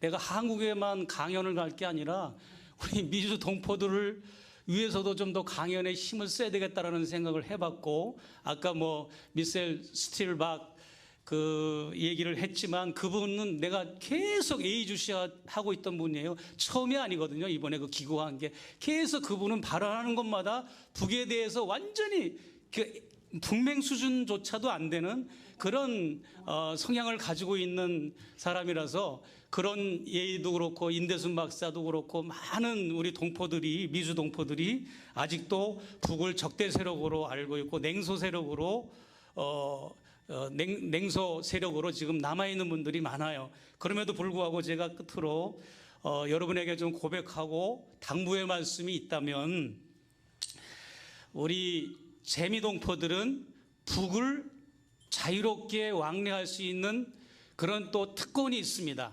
그렇지 않습니까? 영주권만 있으면 갈 수 있는데, 그것은 어떤 우리 미주동포의 특권이자 하나의 또 의무이고 사명이라고 생각을 합니다. 우리가 어떤 북을 가서 북에 대한 팩트를 본 것을 그대로 우리 남쪽 동포나 미주 동포들에게 좀 제대로 알린다면, 그 적대 세력, 냉소 세력, 비판 세력들이 어떤 이해 세력, 우호 세력, 궁극에는 소통 세력이 되지 않을까라고 생각해서 저는 이제 분기에 한 번씩 1년에 4번 한 달 일정으로 한국에 가서 빠듯한 일정으로 강연을 합니다. 강연을 해서 어떻게 하든지 북을 좀 객관적으로 알리고 강연을 통해서 글을 통해서 그렇게 활동을 하고 있는데, 그런 부분에 있어서 어떤 만남과 교류, 소통과 통합, 유대와 연대, 그 다음에 마지막에 민족공조에 이르지 않을까 이렇게 생각을 합니다. 우리 모두가 남과 북이 유일하게 통일될 수 있는 길은 다른 게 없습니다. 민족공조가 남과 북이 이루어져서 그 민족공조의 힘을 가지고 4개 관련된 4강국을 국제공조에서 우리가 압도를 해야 그 우리가 통일에 행정적으로나 여러 가지로 정치적으로 통일에 이룰 수가 있는데, 그 남과 북의 민족공조 자체가 안 되니까 이렇게 삐그덕거리고 소통이 안 되고 이렇게 서로 분열이 되고 남과 북이 지금 엇박자가 나는 건데, 민족공조를 위한 정당, 민족공조를 위한 대통령, 민족공조를 위한 정치인, 이것을 위해서 우리가 관심을 많이 가졌으면 참 좋겠다라고 생각합니다. 이상입니다. 예, 고맙습니다. 그럼 오늘 우리 전체 토론을 마감하면서 우리 마지막으로 우리 이남희, 예. 사회자한테 도전하지 마십시오. 우리 이남희 교수께서 한번 마지막 총괄적으로 정리해 주시고, 그리고 이 정리가 끝난 뒤에 여러분들의 그 질문 시간을 갖도록 하겠는데요. 뭐 일단 토론이 좀 길어져서 죄송하기도 하지만 질문을 하실 때 질문을 위한 질문을 하셔야 됩니다. 그러니까 가르치려고 하지 마시고요. 그리고 또 두 번째로는 정말 내가 오늘 이 질문을 안 하면 얹혀서 집에 가서 잠을 못 자겠다 하시는 그런 급박한 상황에 있는 분들만 질문해 주시고, 그렇게 진행이 빨리 정해진 시간 내로 끝났으면 좋겠습니다. 이제 마지막 결론 발언 이남희 교수께서 해주시죠. 제가 뭐 총정리할 주제는 안 되는 사람이고요. 그냥 재미있게 동물의 왕국식으로 한번 끝을 내보도록 하겠습니다. 카푸친 멍키라는 원숭이가 있거든요.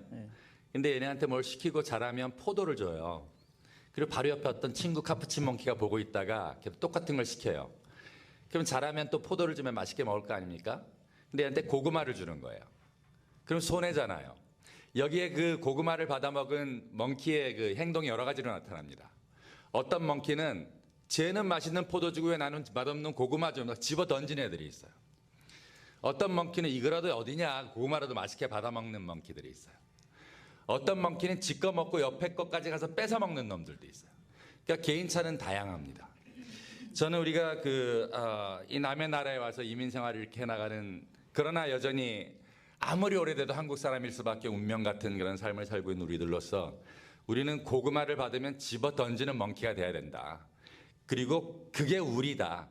계속 우리가 우리면 그러면 우리가 결국 바라는 꿈꾸는 모든 것이 이루어질 것이다라는 다소 추상적인 그런 말씀으로 결론을 내리고 있습니다. 진짜 박근혜 대통령 지지자 같아요. 간절히 원하는. 자, 여러분 내부 패널에게 큰 박수로 격려해 주시고 감사의 표해 주시면 고맙겠습니다. 그러면 우리 누가 제가 제일 젊어 보이네, 누구 마이크 심부름 좀 시키려고 그랬더니 예, 우리 정상 목사님 마이크 심부름 좀 해주시고요. 혹시 질문 있으시면 해서 우리 패널을 특히 지목해 주시면 고맙겠습니다. 난 당신의 말에 동의합니다 혹은 동의하지 못합니다라고 해서 예, 예? 잠 못 잘 사람이 얹힐 분 있으면 예, 꽉 막혀 이 말씀 안 하시면 잠을 못 주무실 분인데. 네, 저는 황호입니다. 원래 질의응답 시간을 제가 제일 싫어하는데 그때 오늘은 꼭 해야 될 것 같습니다. 총선 이제 2개월 남았는데 총선 이제 2개월 남았는데 300명 땅 따먹기거든요. 근데 제가 생각하기에는 우리 안 박사님 말 맞다나 진보 보수의 이념 대결이나 우리 최 목사님 말로 통일 반통일 세력까지 뭐 이게 이슈가 돼서는 그 300명 그 땅 따먹기가 뭐 별로 오늘 와닿지가 않아요. 과연 어떤 이슈를 이게 이슈화 시켜서 300명 중에 그래 과반수가 우리 진보 세력이 돼야 할까라는. 누구 근데 특별히 지목? 특별히 그냥 하시고 싶은. 그 질문의 취지는 이해하셨죠? 지금 다 좋은 말씀들 해주셨지만 선거라고 하는 것은 결국 선거 공학이나 선거 논리에 의해서 표가 갈려지는 것인데, 그렇다면 진보 세력을 자극할 수 있는, 표를 응집할 수 있는 어떤 아젠다 이슈가 있느냐, 뭐 그걸 물어보시는 거 맞죠? 네. 예, 정리 잘했죠? 예. 아닌 것 같기도 하고 지금 표정 보니까. 저는 일단 그걸로 가야 된다고 생각합니다. 우리가 이제 문재인 정부가 들어선 게 사실상 촛불혁명의 힘이거든요. 그 국민적인 여망과 기대를 안고 출범을 했는데 사실상 지금까지 부족한 측면도 있을 겁니다. 국민들의 눈높이에 맞춰보면 좀 미진하다는 측면도 있을 텐데, 그거를 허심탄회하게 이거는 정말 했어야 되는데 못한 측면이 있다. 그런데 이거를 완수하려면 결국은 더불어민주당에게 표를 몰아주셔야 된다. 왜냐하면 더불어민주당이 아니면 지금 다른 뭐 정당, 지금 자신들의 이해관계 때문에 지금 통합하는 몇몇 정당과 지금 뭐 자기 본인의 이름을 정당에 넣으려다가 실패한 그 정당 등등 도저히 이 촛불혁명을 완수할 정당이 보이지 않습니다. 그렇기 때문에 이거는 적폐를 청산하고 촛불혁명 완성할 정당에게 투표를 하느냐 아니느냐, 정말 과거의 그런 어떤 분단에 기생하는 그런 정당에 투표하느냐, 아니면 그래도 계속 사회 개혁적인 의제를 밀고 나갈 수 있는 정당에 투표하느냐, 요렇게 가야 되지 않을까 생각합니다. 공당의 입장에서는 이 슬로건으로 내놓긴 좀 어려운 말이지만 이번 총선은 뭐 한일전이다, 뭐 이런 말 괜찮은 것 같아요. 총선은 한일전이다, 뭐 이것도 괜찮고요. 뭐 저도 사회자지만 뭐 한 말씀 하자면, 우리가 아까 진보는 가치지향적이라고 했는데, 물론 선거의 직면에서는 가치보다는 사람들을 어떻게 자기들을 편으로 끌어들이는가가 중요하죠. 그래서 이번에 특별히 코로나 바이러스 사태에서 정부의 대처 능력, 혹은 실제로 지금 경제가 어렵다고 하지만 지표상으로는 다 좋거든요. 경제 지표, 이런 것들, 그다음에 한일 문제, 이런 것들 가지고 좀 미시적으로 접근하는 게 총선에 유리하지 않을까라고 하는 사회자로 좀 주제 넘은 답변을 드려봤습니다. 혹시 뭐 다른 답변 있으세요? 예, 그럼 뭐 정리가 되셨어요? 영들. 예. 예. 저는 부탁을 드리고 싶어요. 예. 미국 정치계에서 한국 사람이면은 다 우리 한국 사람의 편이 되지 않을까, 그냥 일반적으로는 그렇게 생각하고 있는데 그렇지 않은 분들이 있다는 걸 우리가 느꼈으니까는 우리는 그 사람들을 일일이 잘 몰라요. 그러니까 이 전문가 되시는 분들이 신문지상이나 그런 쪽으로 많이 기고를 해주셔서 좀 알려주셨으면은 고맙겠고, 또 한 가지 부탁은, 우리가 대의적인 이렇게 많은 포부와 껌들을 가지고 계지만 실질적으로는 이번 총선이 제일 중요하다고 저는 생각합니다. 그러면 총선에 이기려면은 우리가 어떤 대책을 해야 될까, 구체적인 것에 대해서 연구를 해주셨으면 감사하겠습니다. 아셨죠? 이럴 땐 전 사회자로 빠져나가겠습니다. 저는. 예, 우리 박신하 목사님. 예. 그리고 언론 문제는요, 지금 우리 여기 안태영 박사님도 그렇고 곽태환 박사님도 그렇고 많이 기고를 하셨는데, 특별히 미셸 스틸박 건에 대해서. 기고를 한 분은 우리가 알았지만은 새로 나온. 근데 언론에서 받지도 않더라고요, 그 원고를. 그렇죠? 받지도 않았죠. 예. 그런 어려운 문제들이 있습니다. 예, 박신하 목사님. 예. 네, 저 박신하고요. 여기 네 분의 강사분들 내용 하나하나씩 저는 다 마음에 들고 정말 감사합니다. 그런데 제가 들으면서 항상 두 가지가 나온 것 같아요.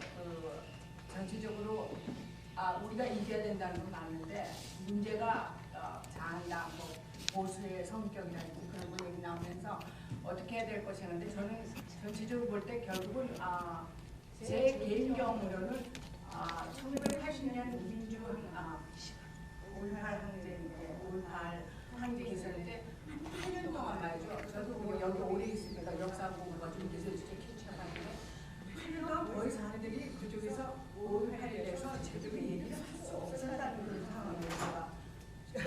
얼마 전에 제가 배웠어요. 그리고 그것이 북한에 대한 이 한국에 대한 실망과 그다음에 문제점 역사 공부가 많이 인식이 새롭게 되고 그다음에 북한의 우리 한국의 문제가 이제 남북의 그래서 이제 통일 문제가 나왔는데요.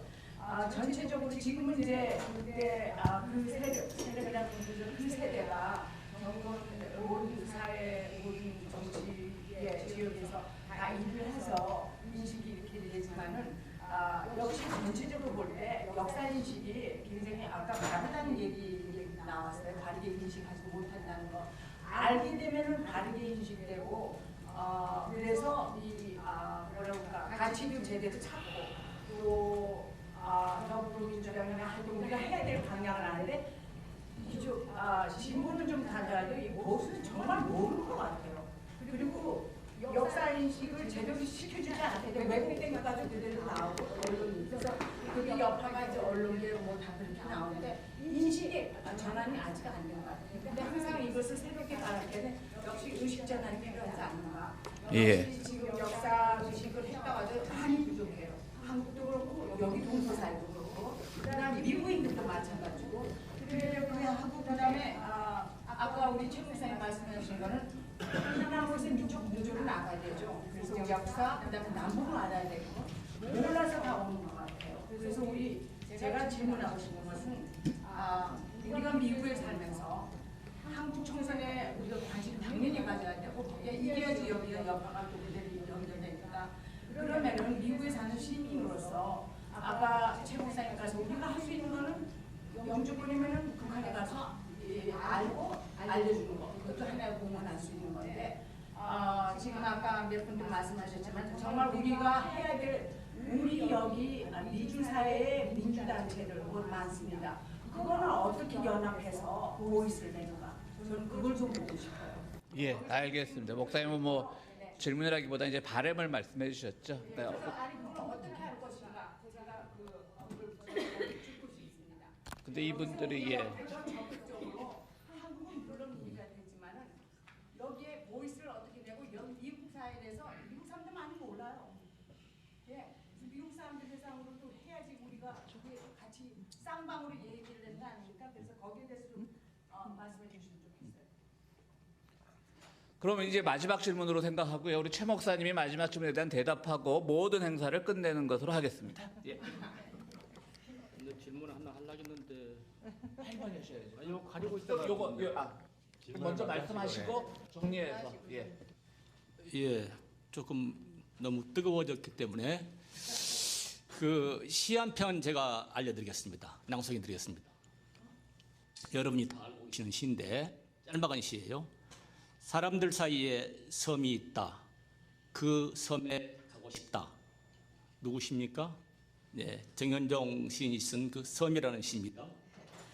이 시를 패러디해서 쓴 시 또 짤막한 시 한 편이 있습니다. 사람들 사이에 사이가 있다. 그 사이에 있고 싶다. 양쪽으로부터 돌멩이가 날아왔다. 이 박덕규라는 분이 쓴 그 사이라는 시입니다. 지금 여기서 우리가 이 토론을 하는 그 목적이 상당히 큰 목적 가운데 하나가 이번 4.15 선거를 우리가 어떻게 진보 전형에서 이길 수 있는가 이것을 위해서 우리가 이제 어떤 그 이념적인 철학적인 이런 토대 이런 것들 뭐 다 얘기하고 있는데 선거에 얘기해야 한단 말을 지금 이제 많이 했습니다. 그런데 선거는 어떻습니까, 여러분? 보수와 진보만 하는 게 아닙니다. 보수와 진보 사이에 있는 중간 계층의 마음을 얻어야 그 선거를 이기는 것입니다, 여러분. 네. 진보같이 아무리 깃발을 내걸고 이렇게 앞으로 나아간다 해서 온 국민 여러분 다 같이 따라올 것 같아요? No. 그건 우리의 희망사항일 뿐입니다. 저는 그래서 오늘 이제 이 자리에서 사실은 진보 보수 뭐 이런 이제 얘기가 아니라 원래 우리가 의도한 대로 4.15 총선을 위해서 우리가 어떻게 중도 그 가운데 있는 사람들의 표심을 잡아야 하는가 보다 실제적인 이런 얘기를 좀 더 했으면 참 좋았겠다 하는 그런 아쉬움이 남았습니다. 네, 이상입니다. 예. 그러면 우리 우리 정찬일 대표님도 당부에 말씀해 주신 거고 우리 박신하 목사님에 대한 질문에 간단하게 대답하시고 끝내도록 하겠습니다. 내가 지금까지 손 들고 기다리고 그래요? 있었는데 죄송합니다. 저도 좌파라면 왼쪽만 쳐다보는 이제 오른쪽도 좀 쳐다보면서 하지. 지금 제가 너무 우리 김기대 목사님께서 시간에 쫓겨가지고 9시까지 해야 된다는 그런 강박 관련면서 자꾸 말씀하는데 이 좋은 기회에 좀 시간을 연장해서라도 그 아까 우리 정 선생님도 아주 중요한 말씀을 하셨고 나도 그와 비슷한 이야기예요. 지금까지 이야기한 내용은 나는 꼭 2가지 질문만 할 테니까 그 내 질문은 김기대 목사님한테 하는 질문입니다. 그러니까 좀 쳐다보지 말라. 그렇지. 정신 바짝 좀 차리시. 근데 지금 그 주제가 진보 평화 세력이 이겨야 된다는 건데 그게 당연한 이야기고 지금 당연 이 이야기만 했거든요. 그래서 지금 이제 어떻게 하면 이기겠느냐 하는 우리 김 선생님 말씀 중도 세력을 어떻게 포섭하느냐 이게 굉장히 중요한 이슈고 그다음에 이러한 그 측면에서는 전혀 우리가 다루지 않는 걸로 내가 생각이 되어서요. 그래서 너무 많은 시간을 그 보수와 진보 개념 문제에 대해서 허둥지둥 하신 그런 모습을 내가 봤는데 이게 우리 한국 사회에서 보수와 진보는요 이슈에 따라서 틀립니다. 그렇기 때문에 이 포커스를 이제 자꾸 그 개념 문제에다가 하다 보니까 이 지금 남은 시간을 너무 딴 데 활용했다는 그런 기분이었기 때문에 나도 한마디 해야죠. 오케이, 알았습니다. 그다음에 그 첫 번째 질문은 그게 앞으로 우리가 연구해야 될 건 어떻게, how to 이게 좀 초점을 맞춰야 될 것 같고요. 그다음 두 번째는 린달리 우리 의원께서 말씀하신 건데 이게 굉장히 중요한 이슈예요. 지금 미주중앙일보도 완전히 이 오른쪽으로 돌았었어요. 내가 알고 있던 그 한 10년 전 중앙일보가 아니에요 지금. 그래서 이게 공개적으로 편집국장이라는 사람이 막 누굽니까 이름 갑자기 미셸 박을 막 지지하는 발언도 하는 그런 그 중앙일보가 돼버렸어요. 참 안타깝습니다. 그래서 여러분들은 이게 지금 우리가 지금 우리 한인 사회에서 과연 이 한국 정부의 정책과 반대되고 있는 이런 캔디데이트를 우리가 지지해야 하나 하는 거. 뭐 때에 따라서는 다 지지하지 말자고 나도 말씀하세요. 아니 그러니까 그건 지지하지 말자는 그것도 중요하지만 그러면 어떻게 지지하지 않느냐 하는 그 방법론도 우리가 생각을 해봐야 되지 않겠는가 하는 그런 면에서 좀 더 실질적이고 정책적이고 지금 4.15에 우리 진보 세력이 승리할 수 있는 그러한 방향으로 정책 대안을 제시하는 것이 바람직하다. 그런 말씀을 드리고 예. 싶고 두 우리 가지라고 두 개 다 하셨습니다. 우리 두 개 다 말씀드렸으니까 우리 목사님께서 좀 정리 좀 해주시면 예, 감사하겠습니다. 어쨌든 저도 하나 좀 할까요? 평통에서 따로 하시면 안 같은 될까요? 거의 같은 맥락인데요. 예. 같은 맥락인데 저는 한국의 정치 공학이 바뀌어야 된다고 생각합니다. 진보 보수를 떠나서 선거를 치러야 되는데 진보 보수 진보만 무조건 이기고 보수는 무조건 이긴다는 그 공학이 바뀌어야 돼요. 그래서 이것을 정책 대결이 이루어져야 되고요. 인물 중심이 이루어져야 됩니다. 그래서 진보도 깊이 들어가면은 세부적으로 들어가면은 실용적 진보가 있고요. 비실용적 진보가 있어요. 그런 것도 실용적 진보가 무언가 이낙연 전 국무총리가 이 얘기를 했어요. 이런 것도 연구를 해야 된다고 생각합니다. 예, 알겠습니다. 마지막 네 분 우리 박신하 목사부터 시작한 네 분의 질문을 제가 사회적으로 이제 다 통합해서 정리를 하면 중도 세력을 어떻게 포용해 나갈 것이고 미국에 있는 진보 세력들끼리 어떻게 연대해 나갈 것인가의 질문인데요. 그건 끊임없는 숙제로 남는 거고요. 오늘 우리가 이 주최 측에서 정한 이 토론의 주제는 현재 더불어민주당으로 대표되는 세력을 우리가 일단 진보라고 일단 네이밍을 한 겁니다. 그것으로부터 얘기가 시작된 거기 때문에 중도 세력을 어떻게 포용해 나갈 것인가는 또 다른 문제입니다. 사실 그건 문제 아주 커질 수 있습니다. 그렇다면 한국에 정말 중도란 게 있느냐, 한국의 진보가 진보를 대표하고 있느냐, 한국의 보수가 보수를 대표하고 있느냐, 이게 또 다른 토론거리가 되거든요.